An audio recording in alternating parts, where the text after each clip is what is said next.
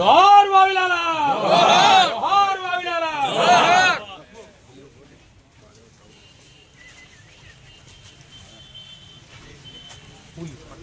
जोहार वाविलाला जोहार वाविलाला जोहार वाविलाला వావిలాల గోపాలకృష్ణయ్య గారి 120వ జయంతి సందర్భంగా సత్తెనపల్లిలో వారి ఘాట్ దగ్గర ఘనంగా నివాళులు అర్పించడం జరిగింది. వావిలాల గోపాలకృష్ణయ్య గారు ప్రముఖ స్వాతంత్ర సమరయోధులే కాకుండా మద్యపాన నిషేధం మీద సంస్కరణల మీద పోరాడినటువంటి ఒక మహానుభావుడు. ఆయన సత్తెనపల్లిని పలుమార్లు రిప్రజెంట్ చేసినటువంటి వ్యక్తి.